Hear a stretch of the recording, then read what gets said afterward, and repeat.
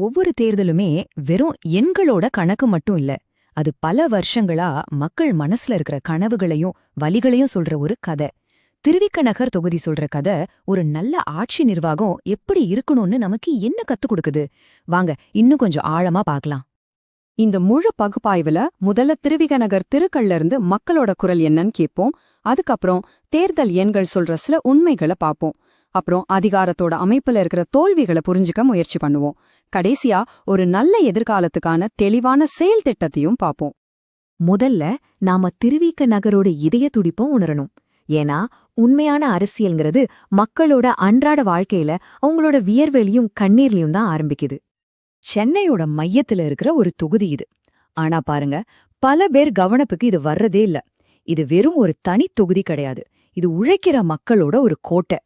இங்க இருக்கிற ஒவ்வொரு தெருவுக்கும் ஒரு கதை இருக்கு. சரி, இங்க யார் தான் வாழ்றாங்க? அயனாவரம், ஓட்டேரி, புளியந்தோப்பு, இந்த பேரெல்லாம் நமக்கு நல்ல பரிச்சயமான பெயர்கள் இல்லையா? இங்க இந்துக்கள் பெரும்பான்மையா இருந்தாலும் இஸ்லாமிய கிறிஸ்தவ சகோதரர்களும் கணிசமான எண்ணிக்கையில வாழ்றாங்க. இதுதான் இந்த தொகுதியோட உண்மையான சமூக பலம். இந்த ஒரு வரிய நல்லா கேளுங்க. இது வெறும் வார்த்தைங்க இல்ல, 60 வருஷமா அடைப்பட்டு கிடக்கிற ஏமாற்றத்தோட வலி. இதுதான் இங்க இருக்கிற மக்களோட தினசரி போராட்டம். அவங்களோட முன்னேற்றமும் இந்த சாக்கடைகளை போலவே அடைபட்டு கிடக்குதுன்னு சொல்றாங்க. இந்த பிரச்சனைகளை நாம ஒரு புது கண்ணோட்டத்துல பார்க்கலாம். நாம இத வளர்ச்சி இடைவெளி அப்படின்னு சொல்லுவோம். அதாவது காகிதத்துல கொடுக்கப்படுற வாக்குறுதிகளுக்கும் தெருவுல மக்கள் அனுபவிக்கிற யதார்த்தத்துக்கும் நடுவுல இருக்கிற ஒரு பெரிய பள்ளம். ஒரு நிமிஷம் யோசிச்சு பாருங்க. தினம் தினம் குடிக்கிற தண்ணிக்காக காத்திருக்கிறது, சாக்கடை நிரம்பி தெருவுல ஓடுறது, படிச்ச பிள்ளைங்களுக்கு வேலை இல்லாம இருக்கிறது, ராத்திரியில தனியா நடக்கவே பயப்படுறது. இதெல்லாம் வெறும் சின்ன சின்ன குறைகள் இல்ல, ஒரு அரசாங்கம் தன் மக்களுக்கு செய்ய தவறிய அடிப்படை கடமைகள். நாம எல்லாரும் ஒரு விஷயத்த ஞாபகத்துல வச்சுக்கணும். கண்ணியமான வாழ்க்கைங்கிறது ஏதோ ஒரு சலுகை கிடையாது. அது நம்ம அரசியலமைப்பு சட்டம் நமக்கு கொடுத்திருக்கிற அடிப்படை உரிமை. சுத்தமான காத்து, பாதுகாப்பான குடிநீர், சுகாதாரமான சூழல், இதெல்லாமே அந்த கண்ணியத்தோட ஒரு பகுதிதான். இத கேக்குறது ஒவ்வொரு குடிமகனோட உரிமையும் கூட, கடமையும் கூட. சரி, மக்களோட இந்த கோபமும் வலியும் வாக்குப்பெட்டியில எப்படி எதிரொலிச்சுது? எண்கள் எப்பவுமே பொய் சொல்லாது. வாங்க 2016 மற்றும் 2021 தேர்தல்களை ஒரு ஆழமான பார்வை பார்க்கலாம். இப்போ திரையில வர இந்த எண்களை பாருங்க. இது ஒரு சாதாரண ஏற்ற இறக்கம் இல்ல. திமுகவோட வாக்கு வங்கி 16% மேல உயர்ந்திருக்கு. அதே நேரத்துல அதிமுகவோட வாக்கு வங்கி ஒரு பெரிய சரிவை சந்திச்சிருக்கு. இது ஒரு அரசியல் நிலநடுக்கம்னு தான் சொல்லணும். ஆனா திமுகவோட இந்த பெரிய வெற்றிக்குள்ள ஒரு சுவாரஸ்யமான உள்கதை ஒளிஞ்சிருக்கு.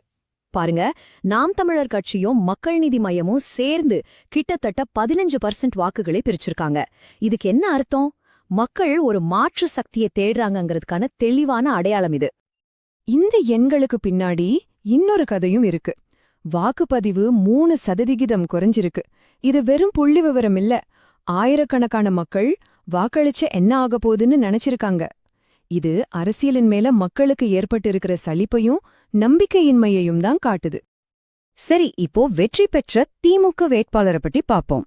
ஒரு பக்கம் கட்சியோட பலம், 2 முறை தொடர் வெற்றி மாதிரி பல சாதகமான விஷயங்கள் இருக்கு. ஆனா மறுபக்கம் அவர் மேல 15 கிரிமினல் வழக்குகள் நிலுவையில இருக்குன்னு சொல்லப்படுது. அது மட்டுமில்லாம உள்ளூர் பிரச்சனைகளை தீக்கலைங்கிற குற்றச்சாட்டும் இருக்கு. இது ஒரு சிக்கலான சித்திரம்தான். ஆனா இது ஒரு தனிப்பட்ட வேட்பாளரோட பிரச்சனை மட்டும் இல்ல.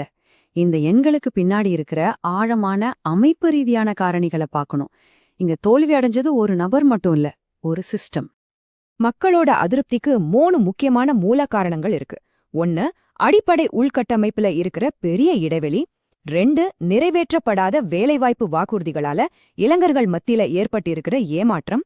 3வது, மக்கள் இலவசங்களை விட நிலையான வேலைவாய்ப்பை விரும்புற ஒரு மனநிலைக்கு வந்திருக்காங்க.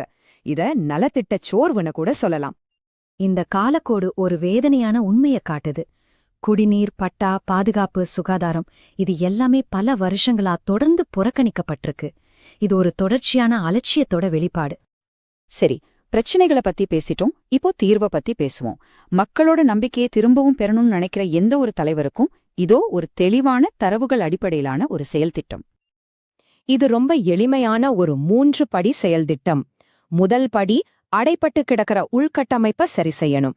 2வது படி நிலையான வாழ்வாதாரங்களை உருவாக்கி வேலையில்லா திண்டாட்டத்தை போக்கணும். 3வது படி இது 2யும் செஞ்சு உடைந்த நம்பிக்கையை மீண்டும் கட்டி எழுப்பணும். ரொம்ப எளிமையானது, ஆனா சக்தி வாய்ந்தது. இது நாங்க சத்துர்முக கோட்பாடுன்னு சொல்றோம். அதாவது ஒரு 4 முனை உத்தி. சிவனோட ஆக்ரோஷத்தை போல தவறுகளை தைரியமா சுட்டி காட்டணும், விஷ்ணுவை போல ஸ்திரமான நிலையான நிர்வாகத்தை கொடுக்கணும், பிரம்மாவோட படைப்பாற்றலை போல புது புது தீர்வுகளை உருவாக்கணும், கடைசியா துர்கைய போல மக்களை, குறிப்பா பெண்களை பாதுகாக்கணும். இந்த 4 சேர்ந்தாதான் அது ஒரு முழுமையான தலைமை. இதெல்லாம் வெறும் செலவுகள் இல்ல, மக்கள் மேல செய்யப்படுற முதலீடுகள். பாருங்க, வடிகாலுக்காக 8 கோடி ரூபாய் முதலீடு செஞ்சா மக்களோட மருத்துவச் செலவுல வருஷத்துக்கு 2 கோடியை மிச்சப்படுத்தலாம். ஒரு திறன் மேம்பாட்டு மையத்துக்காக 20 கோடி ரூபாய் முதலீடு பண்ணா சுமார் 2000 இளைஞர்களுக்கு வேலைவாய்ப்பை உருவாக்க முடியும். இதுதான் உண்மையான மக்கள் மைய வளர்ச்சி. இங்க ரொம்ப முக்கியமான ஒரு விஷயத்தை நம்ம கவனிக்கணும். தரவுகளோட அடிப்படையில ஆட்சி பண்றது நல்லதுதான், ஆனா அந்த தரவுகள் யாருடையது? மக்களுடையது. அவங்களோட தனிப்பட்ட தகவல்களை பாதுகாக்கிறது ஒரு அரசாங்கத்தோட தார்மீக கடமை. இந்திய சட்டங்களின்படி ஒவ்வொரு குடிமகனோட தனியுரிமையும் மதிக்கப்படணும். அவங்களோட சம்மதம் இல்லாம அவங்கள தரவுகளை பயன்படுத்துறது சட்டவிரோதம். இது ரொம்ப முக்கியம். நாம திருவேக்க நகர்ல ஆரம்பிச்ச இந்த பயணம் ஒரு தொகுதியோட கதையோட முடியல. இங்க நாம கத்துக்கிட்ட பாடங்கள் இந்தியா முழுமைக்கும், ஏன் உலகம் முழுமைக்கும் ஒரு மக்கள் நலன் சார்ந்த திறமையான தலைமையை உருவாக்க ஒரு வழிகாட்டியா நிச்சயம் அமையும். அரசியல்ல உண்மையான நாணயம் எதுன்னு கேட்டா அது பணமோ அதிகாரமோ இல்ல, அது நம்பிக்கை. நம்பிக்கை மட்டும்தான். அந்த நம்பிக்கை வெற்று வாக்குறுதிகளால வர்றதில்ல, அது மக்களோட தேவைகளை நிறைவேற்றுகிற அமைப்புகளை உருவாக்குறது மூலமாதான் கிடைக்கும். ஆனா உண்மையான கேள்வி என்னன்னா, ஒரு தலைவரால அந்த மாதிரி அமைப்புகளை எப்படி உருவாக்க முடியும்? நீங்கள் மக்கள் நலன் சார்ந்த தலைவராக உருவாகி உங்கள் தொகுதியை மேம்படுத்த விரும்பினால் blueprintstrategies.ai, mgr@blueprintstrategies.ai என்ற மின்னஞ்சல் முகவரியில் அல்லது 08042041602 என்ற எண்ணில் தொடர்பு கொள்ளுங்கள். அரசியலுக்கு அப்பாற்பட்ட ஒரு நோக்கம்.